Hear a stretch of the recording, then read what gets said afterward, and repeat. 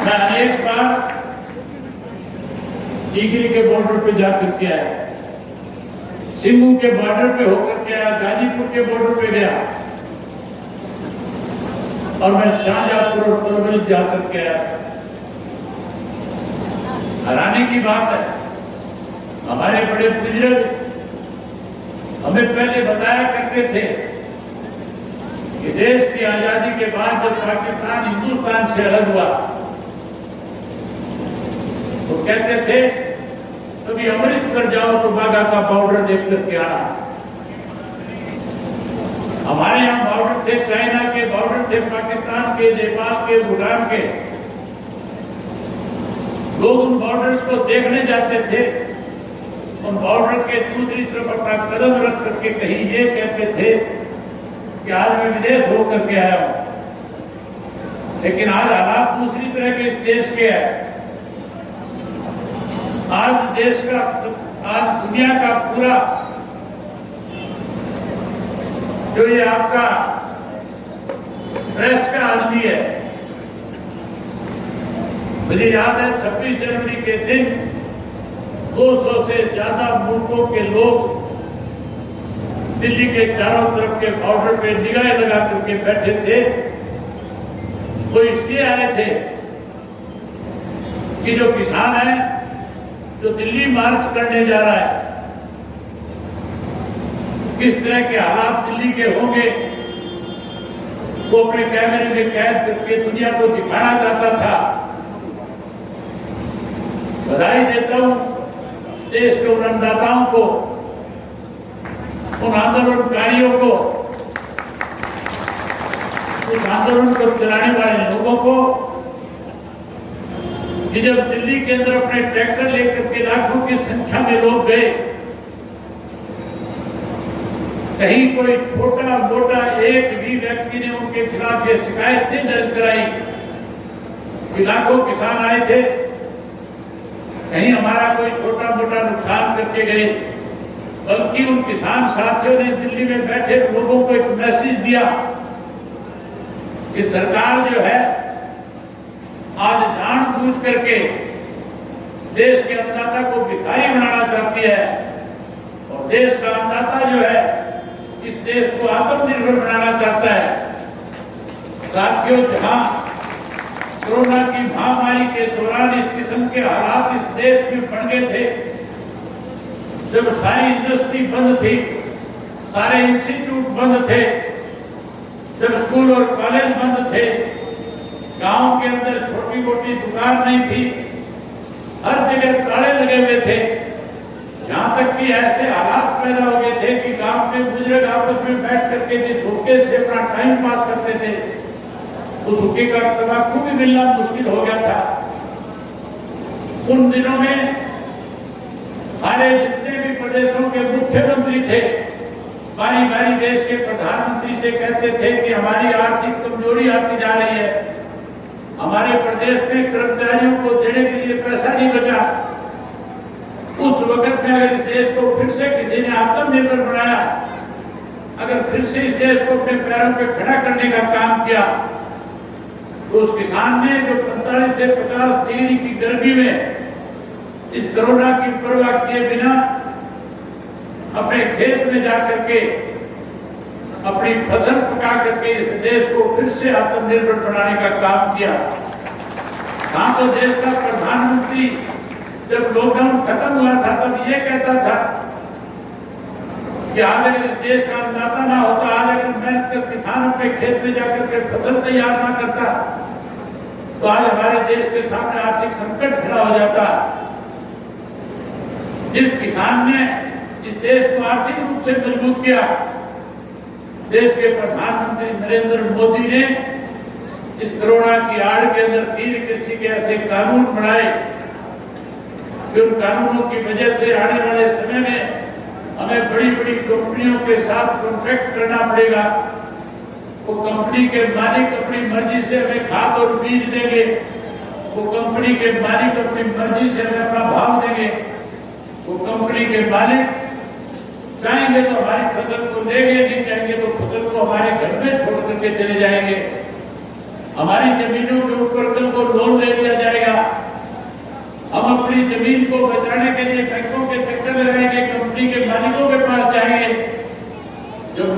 तलाश करोगे, कोई इंग्लैंड में बैठा मिलेगा, कोई दुबई में बैठा मिलेगा, कोई ऑस्ट्रेलिया में बैठा मिलेगा। देश का प्रधानमंत्री कैसे अपने दो साथियों को इस देश का सारा धन उनकी जेब में डालने के लिए जहाँ इस देश की रेल को बेच दिया, हवाई मार्ग को बेच दिया, रेल को बेच दिया, सेल को बेच दिया, ऑयल कंपनियों को बेच दिया। अब देश के प्रधानमंत्री की निगाह देश के अन्नदाता की उस जमीन पे है जिससे इस देश को आर्थिक मजबूती मिलती है। इसलिए साथियों, लगातार किसान साथी जो है, मेरे से पहले जैसे बताया गया, हमारी बहुत सारी माताएं और बहनें अपने 2-2 महीने के, साल 6-6 महीने के बच्चों को लेकर के बैठ करके आंदोलन का हिस्सा बनी हुई है। वहीं हमारे बड़े बुजुर्ग 85 साल की उम्र में है, जो आज घर में होने चाहिए थे, वो अपना घर बार छोड़ करके आज उस आंदोलन का हिस्सा है। जिस किसान को आज अपने खेत पे होना चाहिए था, आज उसने अपना घर बार परिवार छोड़ करके देश के प्रधानमंत्री को कैसे उसकी बात उसके कान तक जाए, कैसे उस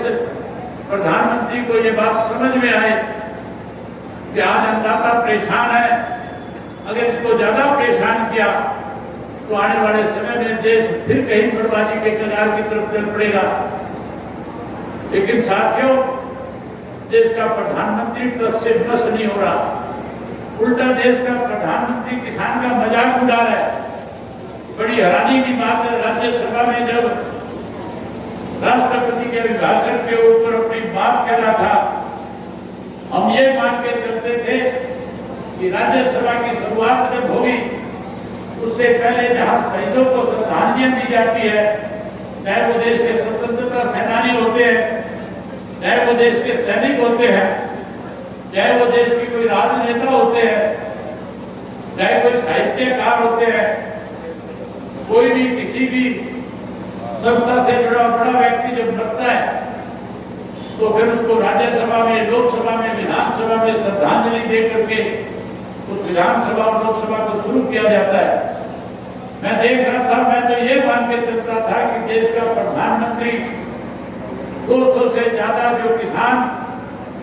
आज इन बॉर्डर्स के ऊपर बैठ करके जिन्होंने शहादत देने का काम किया है,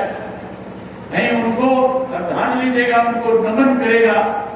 लेकिन साथियों, किसान को श्रद्धांजलि देना तो दूर की बात,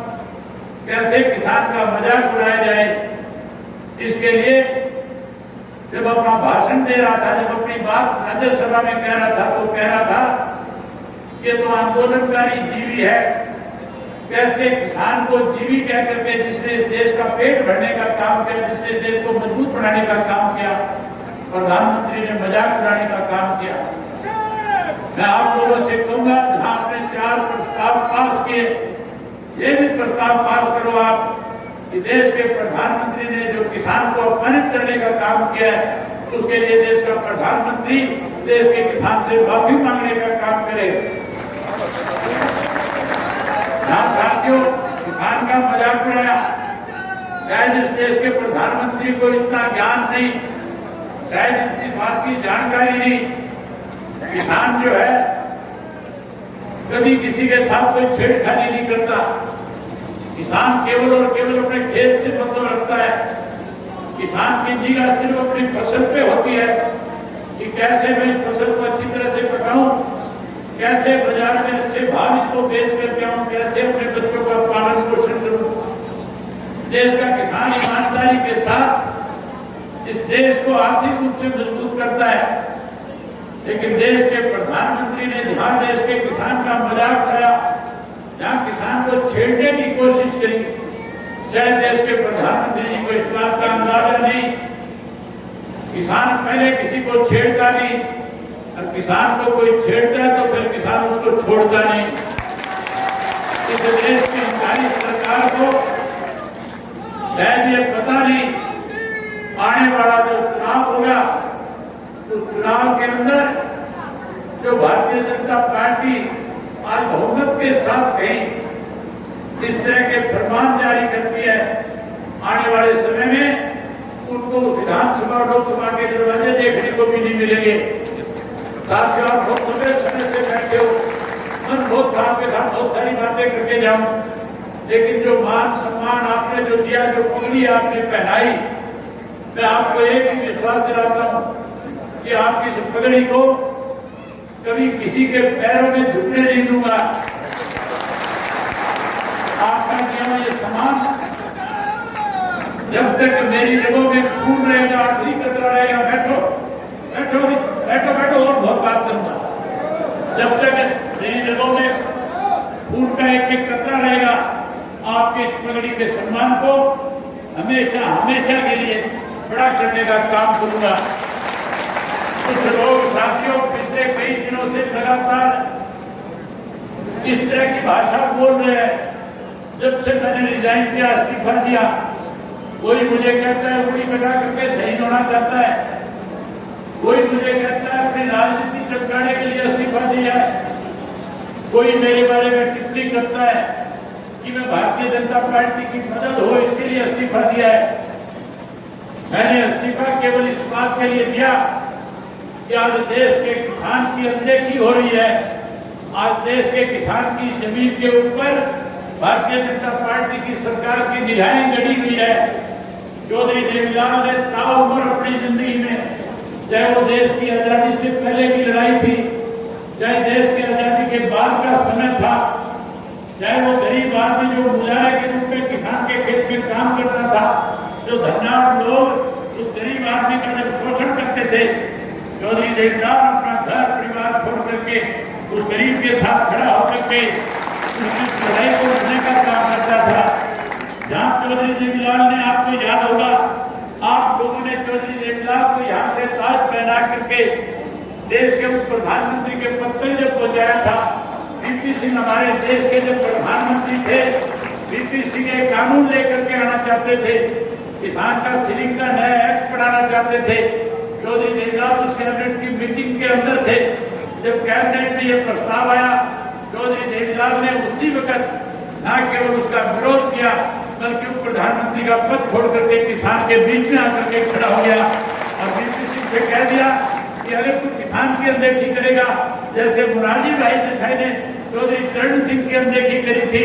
चौधरी चरण सिंह की अनदेखी का नतीजा ये निकला कि मोरारजी भाई को देश के प्रधानमंत्री का पद छोड़ना पड़ा।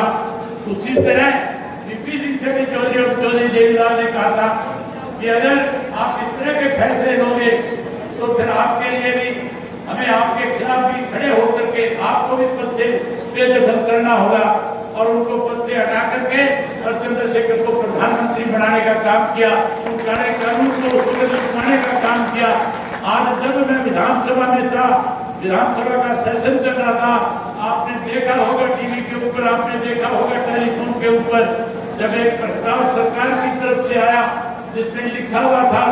कि हम तीनों कृषि के कानूनों को सहमति के साथ इस प्रदेश में लागू करना चाहते हैं, उस वक्त साथियों 40 मिनट तक किसान की लड़ाई विधानसभा में खड़े होकर के यहाँ लड़ने का काम किया। नहीं, प्रदेश की सरकार को इस तरह से जो सरकार कहीं ये कानून लागू करना चाहती थी, उसके सामने इस तरह से किसान की पैरवी की कि जिससे सरकार को मजबूर होकर के उस प्रस्ताव को रोकना पड़ा। ना उस प्रस्ताव को रुकाया, इसी दिन मैंने फैसला कर लिया था कि मैं ऐसी विधानसभा का सदस्य नहीं रहूंगा जिसमें कृषि के ऐसे काले कानून ला करके प्रदेश के लोगों के ऊपर थोपे जाए। मैंने उसी दिन ये तय कर दिया था कि 26 जनवरी तक अगर ये काले कानून वापस नहीं हुए तो 27 तारीख को अपना इस्तीफा दे दूंगा। लेकिन हैरानी की बात है, जो मेरे बारे में ये कहते हैं कि उंगली कटा करके शहीद होना चाहता है, जो मेरे बारे में ये कहते हैं कि मैं कहीं बीजेपी की मदद कर रहा हूँ, जो मेरे बारे में ये कहते हैं कि मैं कहीं राजनीतिक नोटंकी कर रहा हूँ, मैं उन साथियों से बताना चाहूंगा कि अगर आप किसान के सच्चे हितैषी हैं, अगर आप चाहते हो कि इस किसान के साथ न्याय हो, तो फिर जो बातें आपने किसानों के बीच में जाकर के कहीं टोल पे खड़े होकर के कही थी, कहीं किसानों के आंदोलन कर रहे धरने पे बैठे लोगों के बीच में जाकर के कहा था कि हम किसान के साथ हैं, हम राजनीतिक रूप से चाहे सरकार के साथ है, लेकिन जब किसान की लड़ाई की बात आएगी हम अपने इस्तीफे दे करके आपके बीच में आ जाएंगे। आज मैं उन साथियों से कहना चाहूंगा कि अगर वो सही मायने में किसान के हितैषी हैं तो आज उनको भी इस्तीफा दे करके किसानों के बीच में आकर के खड़े होकर के लड़ाई लड़नी चाहिए। अगर वो लोग इस्तीफा दे करके आपके बीच में आएंगे से एक बात आज इस भरी सभा में कह रहा हूं कि मैं पहला व्यक्ति होऊंगा जो उनका स्वागत करने का काम करूंगा, जो उनको फूल मालाएं पहनाने का काम करूंगा। मैं राजनीति नहीं करूंगा, बल्कि मैं उन लोगों से ये कहूंगा कि आप जो निर्णय लेंगे आपके साथ खड़ा होकर के लड़ाई को लड़ने का काम करूंगा। मैं एक बार फिर आयोजकों का खास रूप से